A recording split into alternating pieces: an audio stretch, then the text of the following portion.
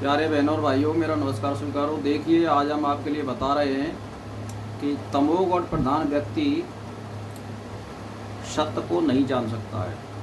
आज का हमारा टॉपिक यह है। तो देखिए, प्रकृति के 3 गुण होते हैं, सत्व, रज और तम। तम का मतलब तमोगुणी।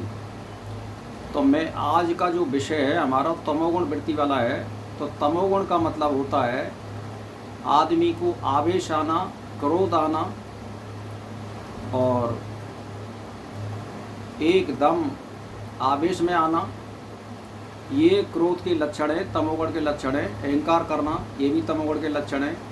तो इस प्रकार की व्यक्ति वाला, चाहे कोई कितना ही विद्वान हो, पढ़ा लिखा हो, चतुर हो, शास्त्रों का ज्ञाता हो, यदि उस पर प्रकृति की यह तमोगुण आवरण शक्ति है तो वो सत्य वस्तु को नहीं समझ सकता, उसके स्वरूप को नहीं जान सकता है।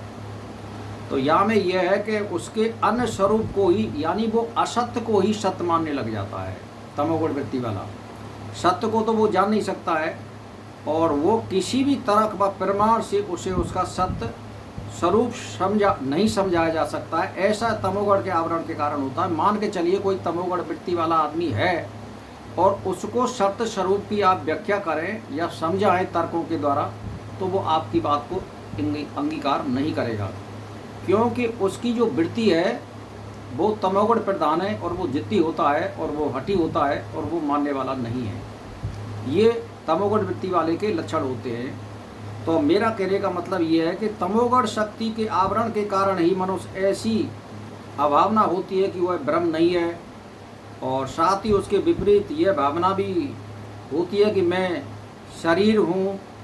किसी के होने में संदेह होता है, और ब्रह्म के बारे में वो संदेह करता है, परमात्मा के बारे में वो संदेह करता है, और वो एक अहंकारी रूप लेने के कारण परमात्मा का अस्तित्व नहीं मानता है।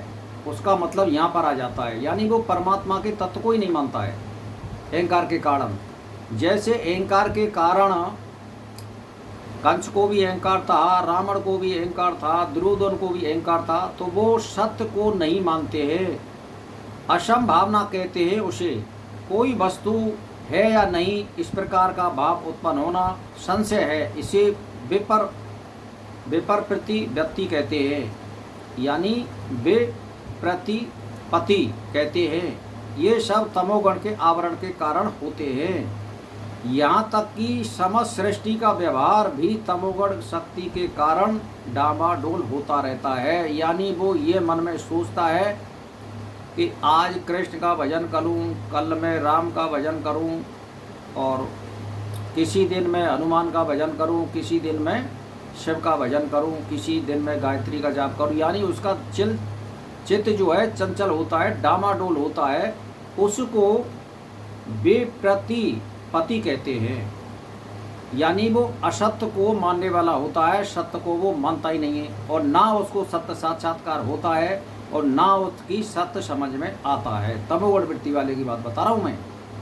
तो जिस व्यक्ति में तमोगुण की अधिकता होती है वह उपरोक्त गुणों वाला ही होता है। आलस्य, प्रमाद आदि के कारण वह ना कुछ समझने की चेष्टा करता है, ना क्रियाशील ही होता है, वह जड़वत हो जाता है। यानी मैंने आपको बता दिया है कि वो जिद्दी होता है, हठी होता है, और वो अपनी असत्य बात को सत्य मानने लग जाता है, और सामने वाले मनुष्य की सत्य बात को भी असत्य मानने लग जाता है। ये उसके लक्षण होते हैं, आप कहीं भी देख लेना, उसको जिद्दी कहते हैं। तो इस तरह से जैसे दुर्योधन को युद्ध से पहले समझाने की बहुत चेष्टा की थी, भगवान श्री कृष्ण ने भी की थी, और भीष्म पितामह और द्रोणाचार्य, कृपाचार्य और विदुर जी ने भी उसको समझाने की कोशिश करी, लेकिन उसकी बात सत्य समझ में नहीं आ रही थी, असत्य को ही वो सत्य मानने लग रहा था। इसीलिए ये युद्ध का कारण बना।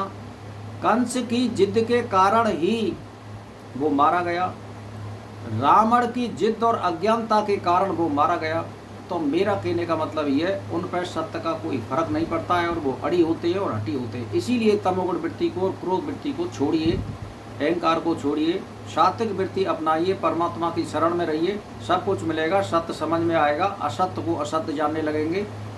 तो सात्विक वृत्ति वाले के लिए मैंने आपके लिए बता दिए बहुत ही लक्षण होते हैं। सात्विक खाना करना, सत्य संग में जाना, साधु संगत करना, सत्य ग्रंथ पढ़ना और सात्विक भोजन लेना, ये उसमें आते हैं। और भाई और बहनों, मेरा इसी के साथ प्रणाम स्वीकार हो।